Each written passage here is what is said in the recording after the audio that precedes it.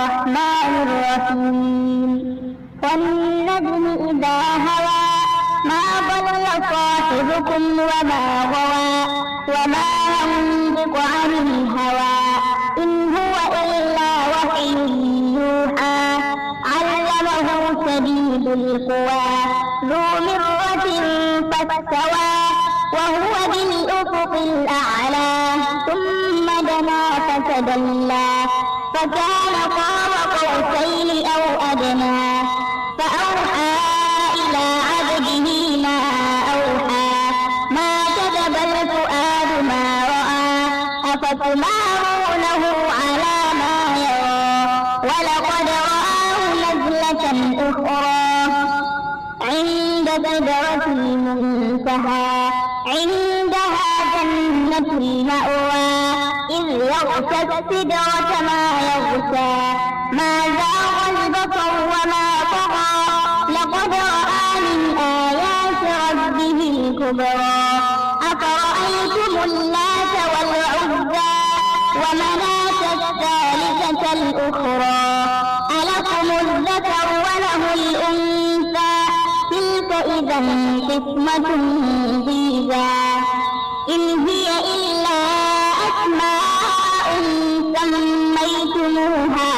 أنتم وآباؤكم ما أنزل الله بها من سلطان إن يتبعون إلا الظن وما تهوى الأنفس ولقد جاءهم من ربهم الهدى أم للإنسان ما تمنى فلله الآخرة والأولى وكم من ملك في السماوات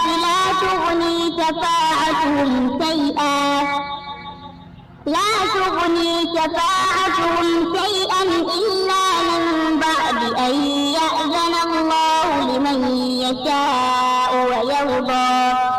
إن الذين لا يؤمنون بالآخرة ليسمون الملائكة تسمية الأنثى وما لهم به من علم إن يتبعون إلا الظن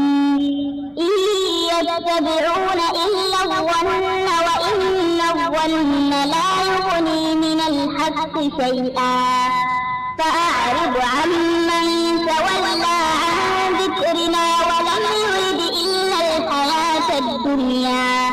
ذلك مبلغهم من العلم إن ربك هو أعلم بمن ضل عن سبيله وهو أعلم بمن اهتدى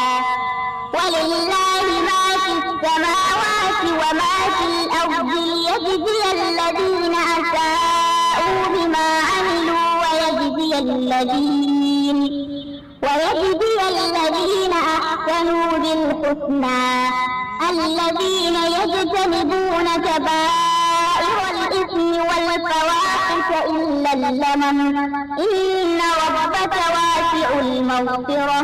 هو أعلم بكم إذ أنشأكم من الأرض وإذ أنتم أجنة في بطون أمهاتكم فلا تزكوا أنفسكم هو أعلم بمن اتقى أفرأيت الذي تولى وأعطى قليلا وأكدى أعنده علم الغيب فهو يرى أم لم ينبأ بما في صحف موسى وإبراهيم الذي وفى ألا تزر وازرة وزر أخرى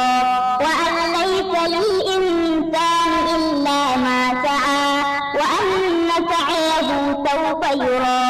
ثم يجزاه الجزاء الأوفى وأن إلى ربك المنتهى وأنه هو أضحك وأبكى وأنه هو أمات وأحيا وأنه خلق الزوجين الذكر والأنثى من نطفة إذا تمنى وأن عليه النشأة الأخرى وأن